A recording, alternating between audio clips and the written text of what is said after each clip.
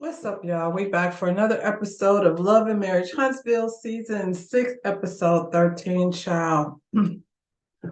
Maurice is a monster, and he's the one that needs damn intervention. He had my blood pressure up so high, y'all. Go ahead and subscribe to this channel, like this video, and we're gonna get into this shit.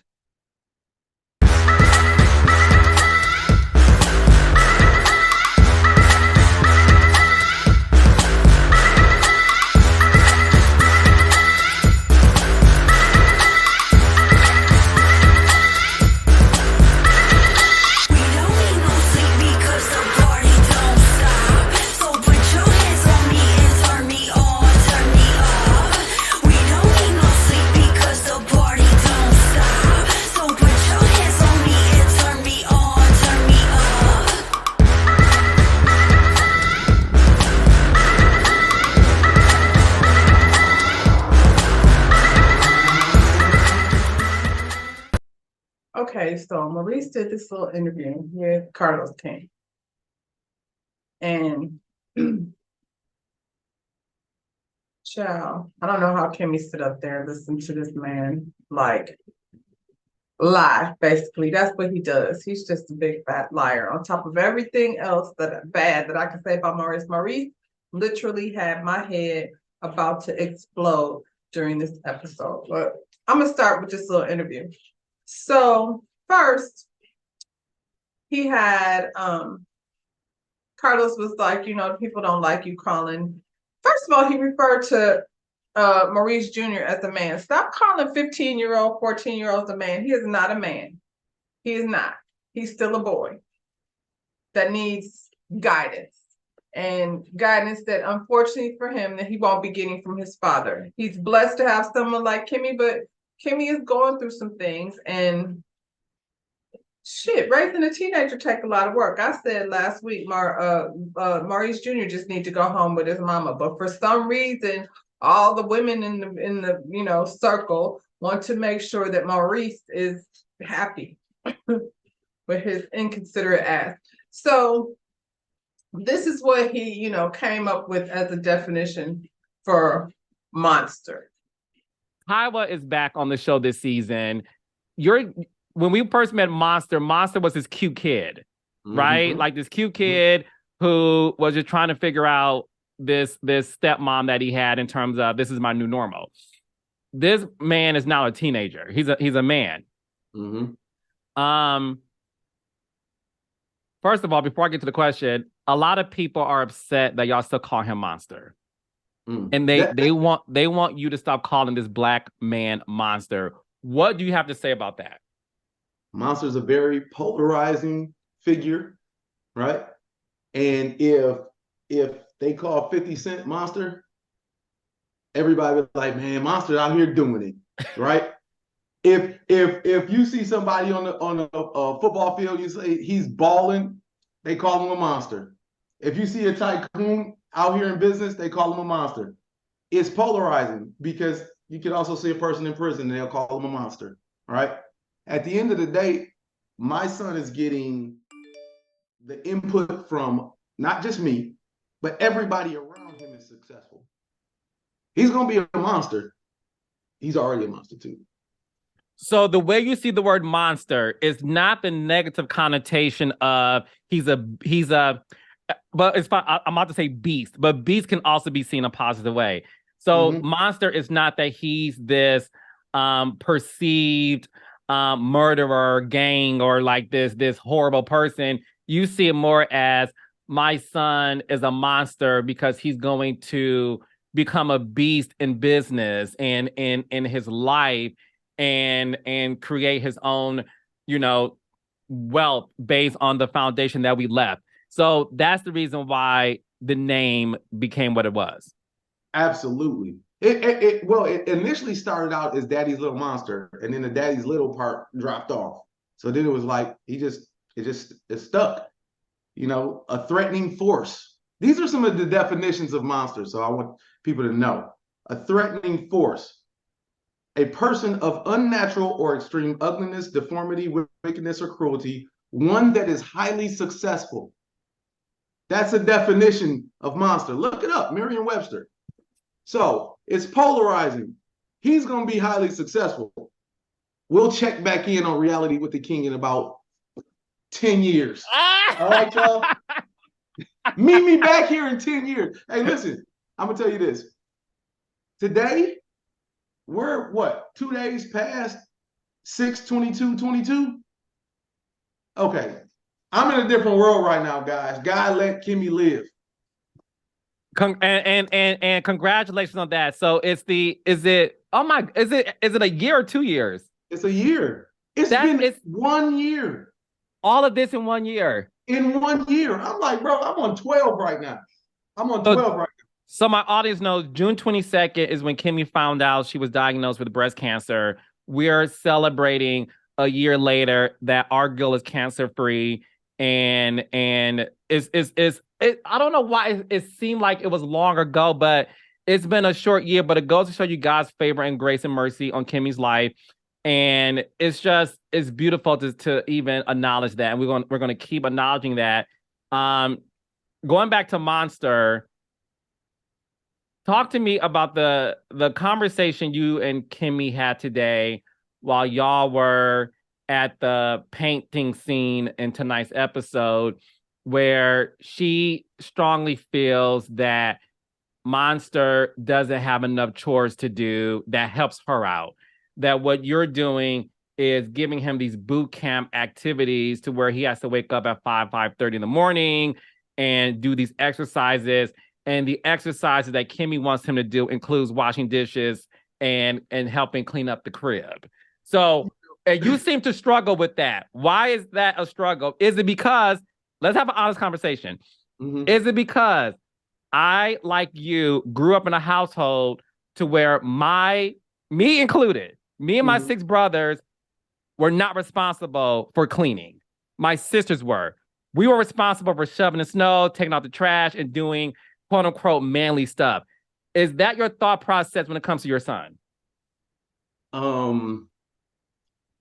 Not really, but I can understand how that could be perceived, right? It's just not, I'll be honest with you, man. The cleanliness of your room is not that high on my list, right?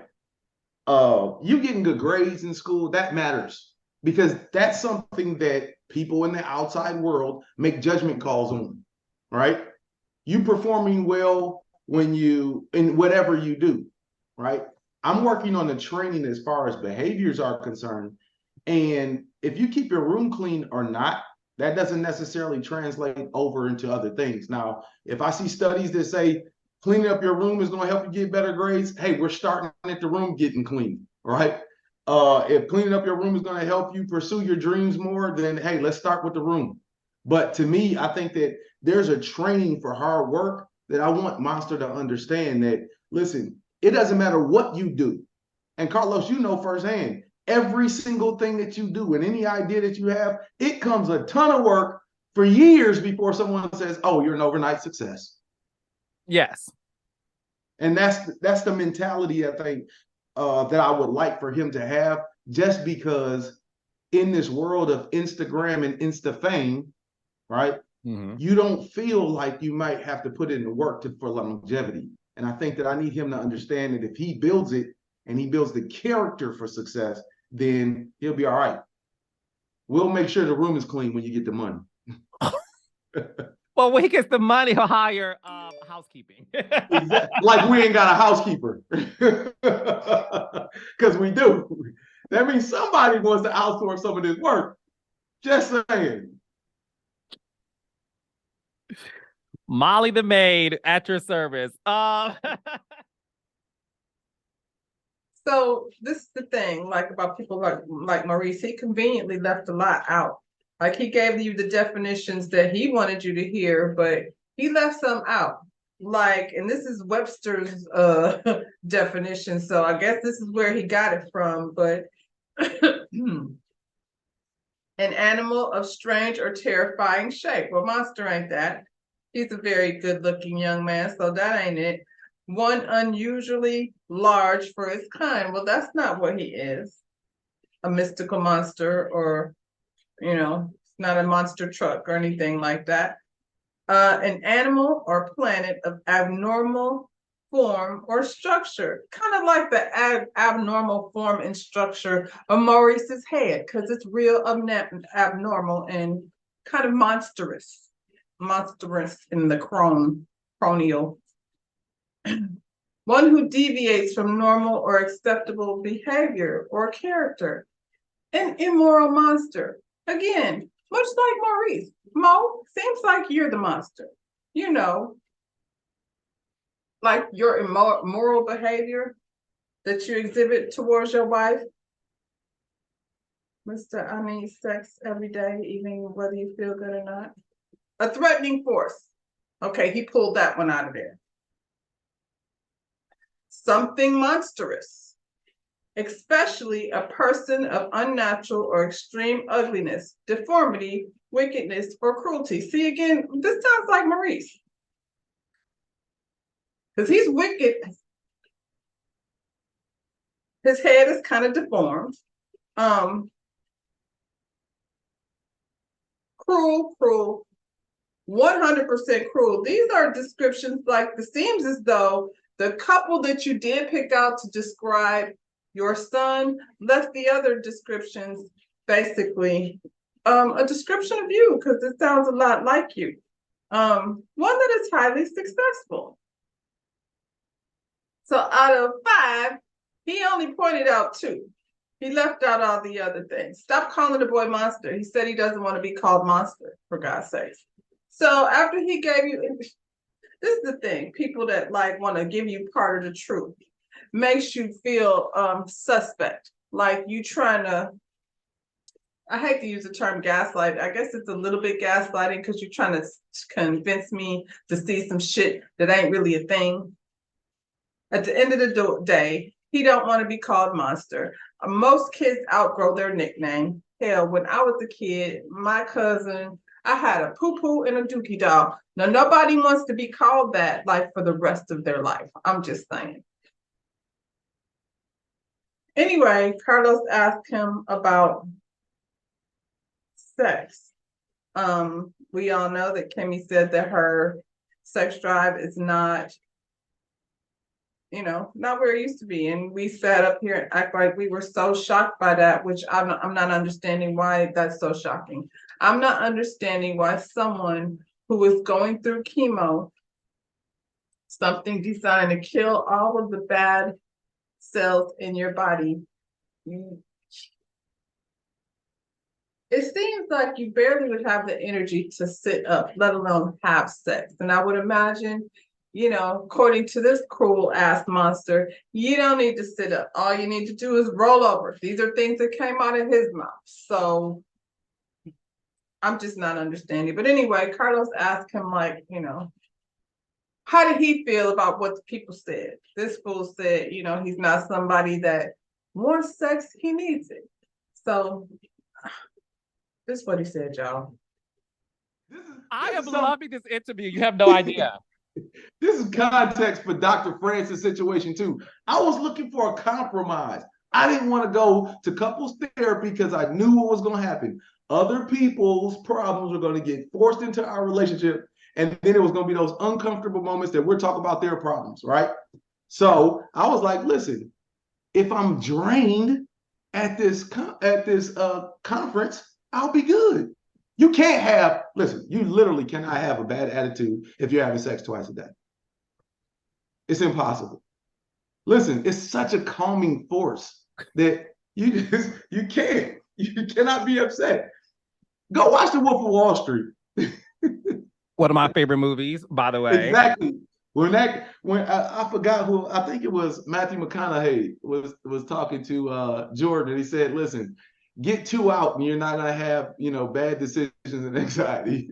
And I'm like, listen, this might be a nugget for life. You are such a Scott. Your philosophies are hilarious. But when people are reading you for filth because they feel like you're not understanding Kimmy's diagnosis, what she's going through, because all you want to do is make sure you get what you need. Mhm. Are you that much of a sexual person to where, despite what she's going through right now, you still feel like there's a happy medium in terms of her pleasuring you? This is what I'll say, because this is very difficult, right? There's a difference between wants and needs. All right. And I'm a person who actually needs sex, not a person who wants sex. Now, at times I want it, but I actually need it. So life throws us curveballs like what we're going through right now. And what Kimmy is doing is admirable as a spouse. To roll over and suffer through it, I was hoping it wouldn't be a suffering, a sufferable moment, but she rolls over and suffers through it, fakes it all for me. Because at that moment, it's something that she completely didn't desire, right? And I kind of look at it as if, and this is, all jokes aside, I look at it as her standing by me while I'm standing by her. Mm-hmm. So, as difficult as it may seem, we should all feel that we would be better people and say, oh, no, I don't want or need sex for however long it takes for you to recover. But we then live in reality where that's not true. I want to ask you this. So when you say you need sex, not want it, you need it. Obviously, there's things we need. We need oxygen. We need water. We need, there's certain things we need in order to be able to live a healthy life. So your need for sex, talk to me about that. Like, why is it a need? Because when you need something and you're without it, you're going to suffer health-wise, right? We need things, we need vitamins, we need all those things. Why do you need sex? I need sex like Carlos needs mess. This disgusting ass human being just referred to cancer as a curveball that life has thrown him. He got a little curveball. Life threw us a curveball. I feel like Kimmy feels like it was a curveball is when you about to go on vacation and the water heater busted, and then you got to take your vacation money and make some repairs on your home. That's a curveball. Cancer is so far beyond a curveball. That's a life and death situation. Someone who has to, I guess we face our mortality every day to some extent, but not in a way that your body is deteriorating and you literally have to fight with everything you have in order to heal yourself. That's more than a curveball, you asshole. He said it's admirable for Kimmy to roll over and suffer through it. I would imagine, yeah, she's been suffering through it long before the cancer, because Mr. I have to have sex every day can't be good sex. I'm just saying. So I feel like she's been rolling over, faking it for a long ass time, and cancer just happens to be now she's rolling over, faking it, and she feels horrible. But you don't care, you cruel ass monster, because in your eyes, that's just her standing by him as he stands by her.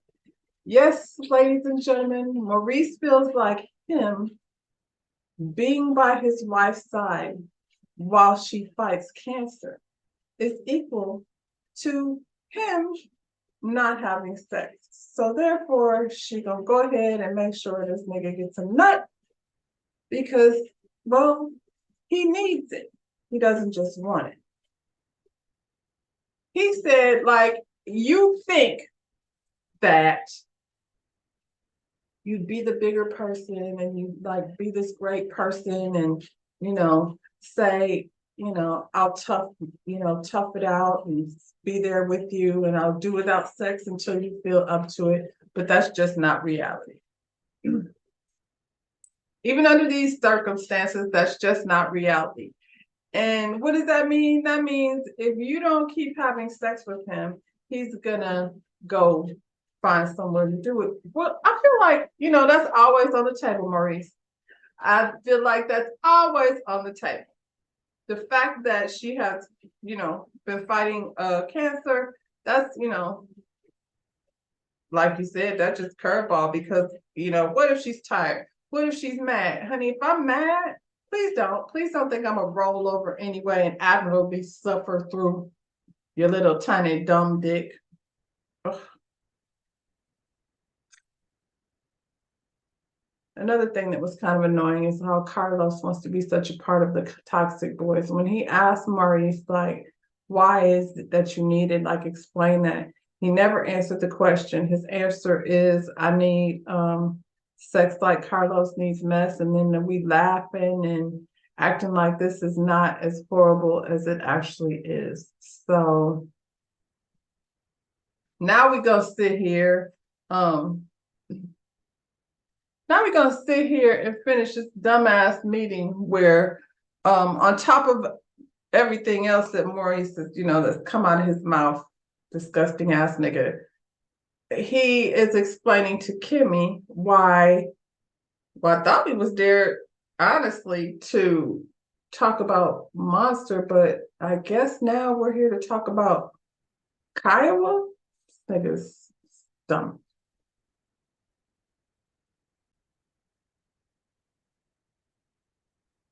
So instead of discussing the issue that we're having with Monster, at this point, I don't even remember what the issue was. Shit, Monster ain't washing the dishes or cleaning his room. But now, we've got off of that mission, that all the parents are supposed to be on together. Now we're talking about how Kimmy wants an apology from Kiowa. And Kimmy is like, where are you getting that from? Like, basically, she's like, this is where we are now.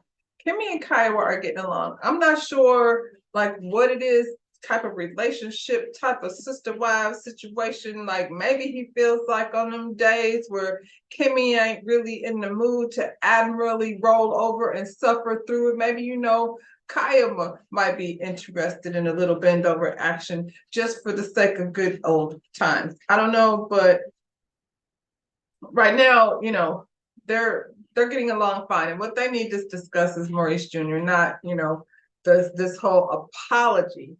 Oh, this nigga, I promise you, I felt like my head was gonna explode. I promise you, I was like probably red as beets.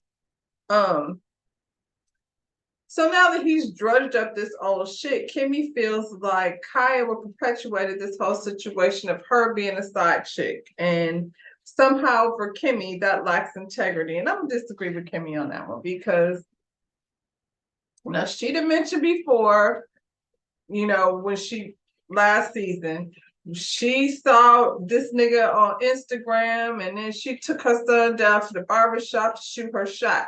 Now, he might have been going through a divorce. That part is true. However, the papers weren't signed. And we all know how this nigga can be saying one thing over here and another thing over there. And if you keep telling yourself you wasn't a side chick, which at this point, nobody even cares. Y'all been married. Y'all been together for 7 years before you got married. So, anyway, Kiowa is now married to someone else. At the end of the day, if they were not completely divorced and Kiowa was still over there with hopes that maybe her marriage would not be coming to an end, because Kimmy, you be over here all the time talking about how, Mel, are you sure? No, are you sure you and Martell are done, Mel? Are you sure? We're just so used to you and Martell together. Well, maybe that's where Kiowa was with it, Kimmy, and I love you to death, but maybe Kiowa thought that until we sign this papers, this shit ain't done. And why she was still trying to keep her family together, even though he was there, like he was in Huntsville, she was in Detroit, whatever the circumstances is, it seems as though they were not together. So I understand if you're dating this person that says he's going through a divorce and the ex-wife to be lives in another state all the way in Detroit, nobody thinks you went in there and broke up these people's homes. So I don't know why you're so stuck on the whole side chick situation. But if you was down to the barbershop, trying to shoot your shot at Maurice with your titty top on and your booty shorts on, and brought the boy to the barbershop, child, I have a son, and I done brought him to the barbershop to see what's happening, what's popping. So, it's not that crazy out the blue idea. Like I said, nobody cares. From Kyla's perspective, you was interfering, bitch. I'm just saying, she still had hopes of building her family. So this whole thing about her apologizing and all of that and her not having integrity, I think that's unfair. I don't think she should be labeled as somebody with a lack of integrity because she had hopes that her marriage was going to move on, and the chick that her husband, ex-husband to be is dealing with is in the way, because to you she was in the way. So Maurice basically just set you up, takes it upon himself and proceeds to make a date, for you and Kiowa to get together and discuss this apology that just doesn't even need to happen. So y'all got bamboozled. Well, you got bamboozled because you sat up there and let him do it. Because if I was him, I would text Kyle and be like, don't pay Maurice no mind. He was trying to bring up some old shit and I'm not there with that. So you and Maurice need to maybe get together and figure out how you're going to handle this situation with Monster. Because at the point in time, I'm looking at Kimmy with a whole Band-Aid on her chest and she's still actually going through treatment. Jesus. Kimmy says that Maurice does a lot to protect Monster and Kiowa's image, often at her expense. I'm not sure what that means. Well, he does, I guess, joke around and like let the whole side chick thing ride. So maybe it's him you should be getting the apology from. Maybe it's him, like, because to him, he's saying like you wanted him to come at her all crazy. And if that's the case, then I don't, and that's not true. Maurice again trying to gaslight, because what she said to him was, I don't know why you think confrontation has to be aggressive. But maybe you shouldn't use the word confrontation. People can discuss things, but at the end of the day, Kimmy, I really don't think there's anything to discuss. I think you should let that shit go. You and Kiowa don't have to be friends. You said yourself, Monster only got 2 years left in high school, and then he gonna be off. And Maurice will have gotten scot-free without raising his child, because apparently Kiowa did it, and when she wasn't doing it, you did it. And he could go to college and be messy over there. Maurice is being very smug and condescending, and I really want to slap him upside his fat ass head, but he ain't my man, girl. He's yours. So Tisha is at a photo studio doing a photo shoot with her daughters. Apparently, they have a hair care line that we have never heard about or heard. All of them are doing a line for their kids. So I guess whatever. Seems to me Tisha is slapping a name on some things just to have some product down to this expo. The black expo. I guess. I don't know. Stormy was a hairstylist who came up with a product, and things snowballed into that. Tisha, do your thing, girl. Anyway, Kiki came through with Chick-fil-A. She was feeling some type of way though, because she found out that Tisha is being honored in the city of Mobile, Alabama. They're honoring her with the key to the city. How come she getting the key to Mobile? How come she not getting the key to Huntsville or Bessemer? Where these places where she's from. But at any rate, Mobile is giving Tisha the key to the city. And Kiki's like, I hate that, you didn't even say nothing. And Tisha's like, well, I didn't think it was a very big deal. Girl, I've been so busy doing stuff, all this running around, because I got the Expo and I got Skull and we got the hair care line, girl, and Black. And I just didn't think it was that big of a deal. But the people, my people called me and told me, girl, you have got to make time for yourself and honoring yourself and the things that you do. And Kiki is like, that is right. You need to go ahead and celebrate yourself, girl. So, Tisha apologized for, letting that one slip by her. And Kiki, I would be honored to have you come. Please come down. I know it's last minute, but I want you to come Saturday and, help me celebrate.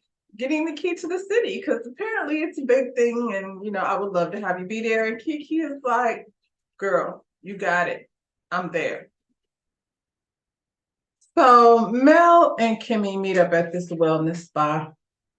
They're gonna do a little crunchy crunch machine thing, tummy machine that make you feel like you did 20,000 crunches. Jesus, that's a lot of crunches, but I might try it out, see what happens. Anyway, I've been eating corn chips. Kimmy looks amazing. Kimmy, let's don't spend too much time wasting our good on Maurice, honey. I want you to get better and get a game plan together. Let him and Monster figure out what they're gonna eat and what they're gonna clean. He said he got a housekeeper, so let her roll over. Shit. I'm just saying. Anyway, let me get out these people's business. Mel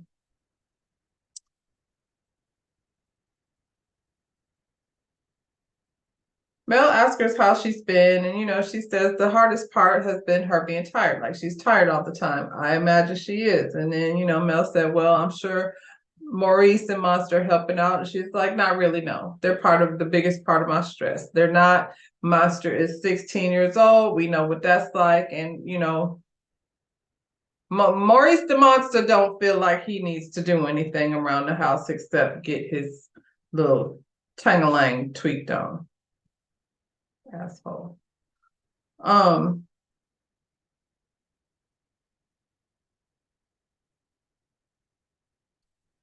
She starts telling her, about the meetup with Kiowa and how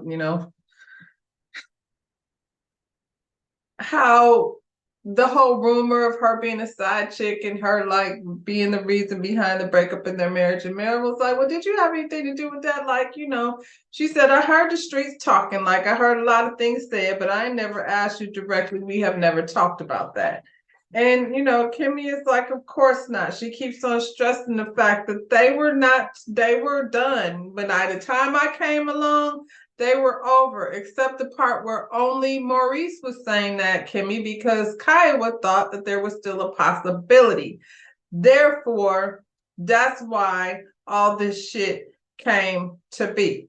And we do not think of you as a side chick, like not the kinds that creeps up in somebody's marriage and destroys the family. That's not what we think, Kimmy. We think that Maurice was over here telling two women two different stories, like the most of them do. I'm just saying. And we talking about Maurice, the master of switching shit around and acting like he don't understand, and he be perplexed and clutching his pearls and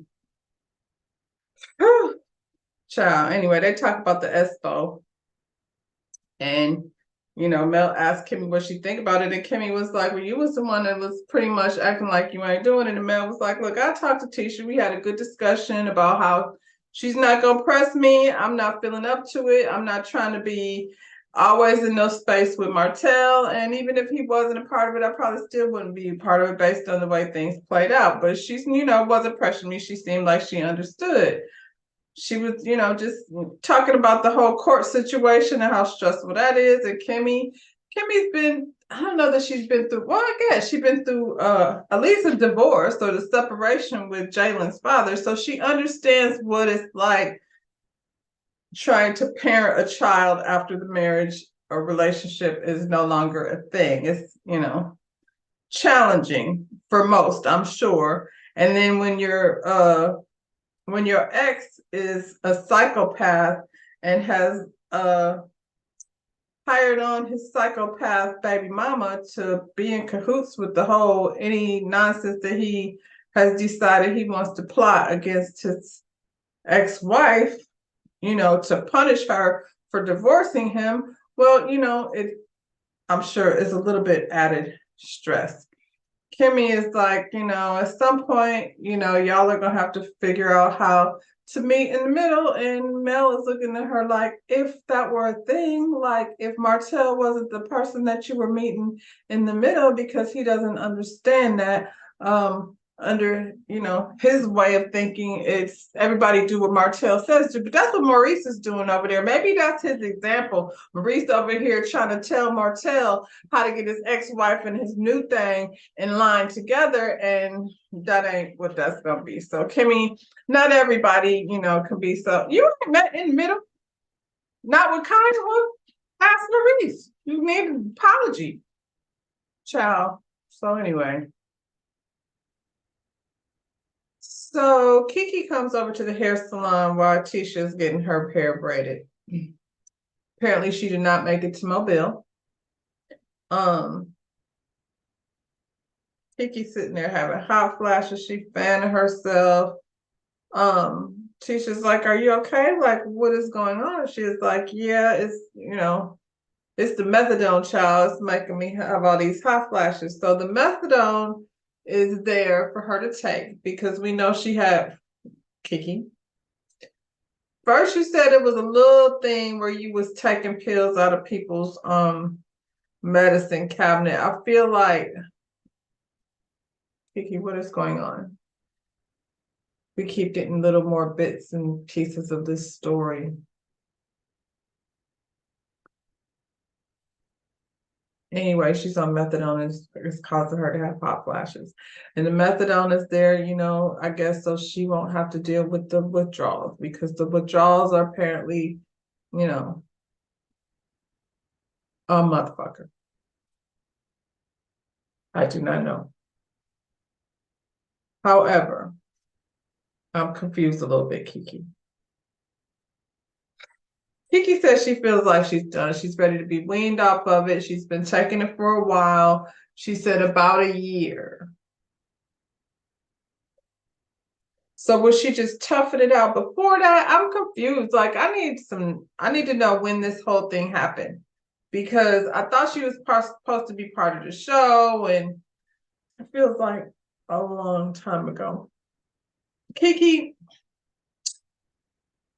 we need to sit down and just get the whole story out. Like, not about Tisha, not about your best friend Mel, none of that. Like, if you gonna drop the damn tea, because every time you leave a little more information, it confuses me. I'm confused, Kiki. Anyway, she's ready to be off of it. Tisha is disappointed because she said Kiki missed a major moment. Now, I don't know when it became a major moment, because before she said it wasn't that important. It was so unimportant that she forgot to invite Kiki. Kiki said she was coming, but apparently she had some car trouble. But, you know, Tisha's not buying that. She said, "I don't know. Mobile is far, kind of far away from Huntsville. So sometimes if you don't have a brand new car, you'd be concerned as to whether or not your personal car is gonna make it." I don't know what kind of car trouble she was having, but she did try to rent a car. And also, you can't always rent a car on the same day. Like, I don't know. She didn't come, but when she was not coming to something that was supposed to be not that important in the first place until she didn't come, now Tisha's using that against her, basically to cut her out of her life. She says she's tired of Kiki being flaky, and she's chalking it up to this whole Mobile visit. I don't know. I'm not gonna hold it against Tisha, because I'm not sure what's going on with Kiki. I don't know if she's menopausal or if the methadone got her having hot flashes, but I feel like Tisha got more reason than she's letting on to be irritated with Kiki based on her timeline. Maybe she said she was being flaky. I don't know, but I guess we'll see. She's told her about the Expo. Kiki, this is your last chance. If you don't come to the Expo, chances are Tisha ain't fooling with you no more. So I hope you get a ride and get your car situation together, like an Uber or something. But please get to this Expo, because if you don't, you and Tisha are never going to be back to the way you used to be, you know, back when you were kids. I didn't want to spend too much time on Mel and Martell and this court situation. Mel went to go visit Nell and Chris because they were subpoenaed to court. So she went to go tell them, you know, what went on after they left. They mad because they did not want to be subpoenaed to no damn court. Martell, he visiting his mother to go over like what had happened in court. He kind of irritated with her because she ain't go hard for him. He supposed to show up and show out when you get a chance to talk. Miss Marlene was like, you do it. I'm not, I don't be wanting to be at court and stuff. So, it's Mel talking to Nell and Chris, and Chris said he wasn't finna go on the stand and lie for nobody. So Martell is irritated with him too, because apparently all the people that went on the stand that Martell had called to the stand or had subpoenaed did not say what he had hoped they would say. Sorry, I don't know what he was hoping they would say.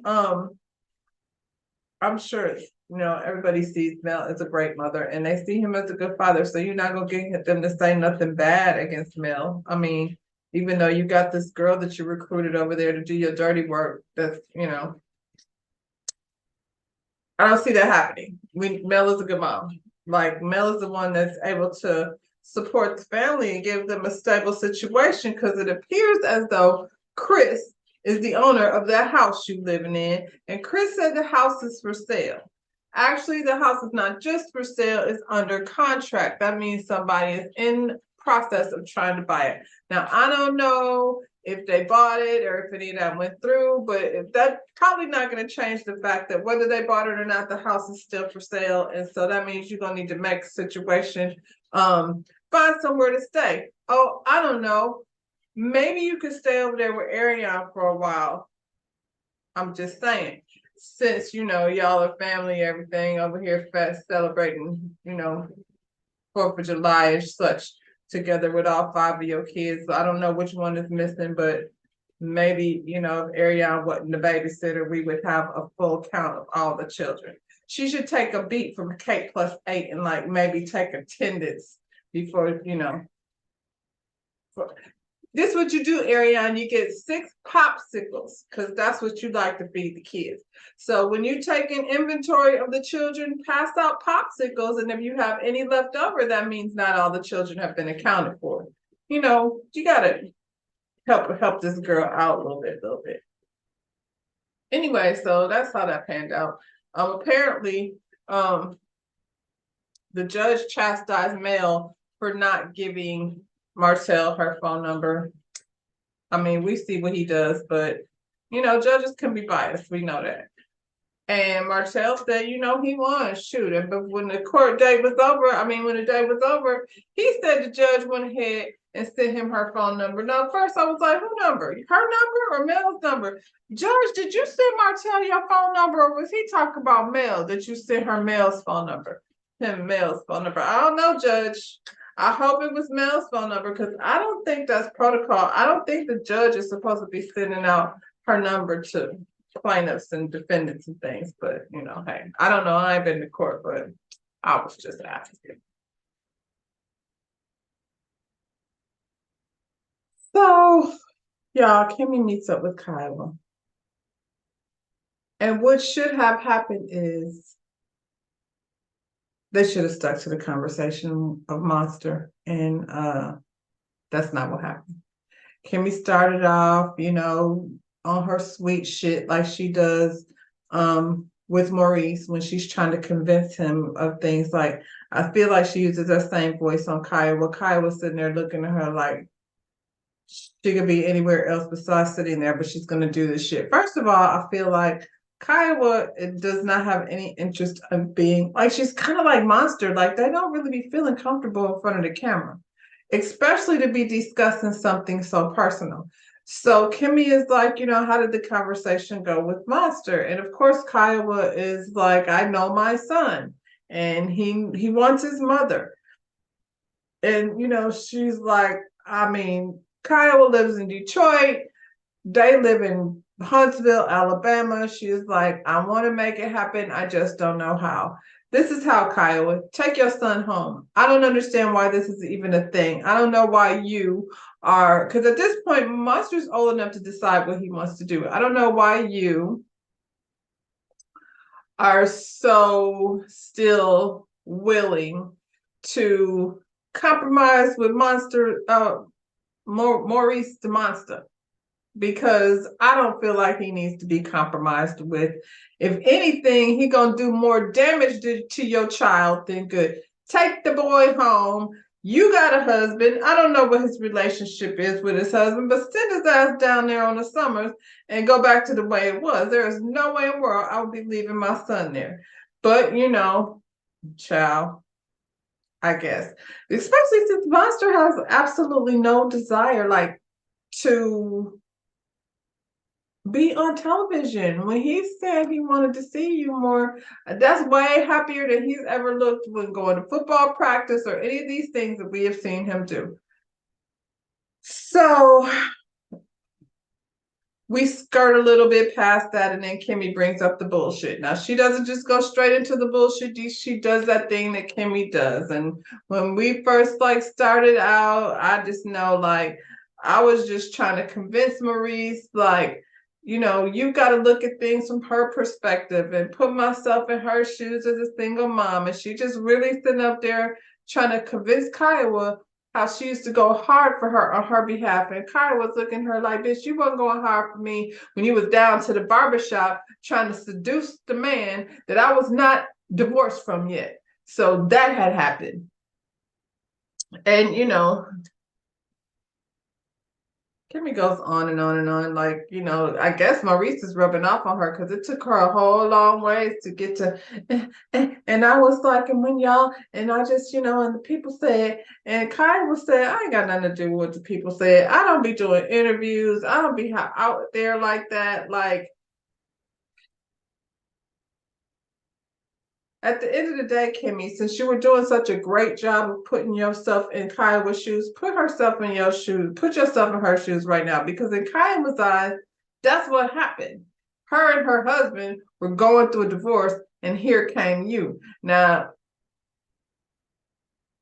you don't want to be called a side chick like that. Ain't no Kiowa child. I'm not even gonna put that on there on her. But then Kimmy has to go and say, I feel like that just had me questioning your integrity. Now, if Kiowa don't slap her across that seat, then I'll be real surprised. But they said it's to be continued, and that's where we're gonna leave Love and Marriage Huntsville.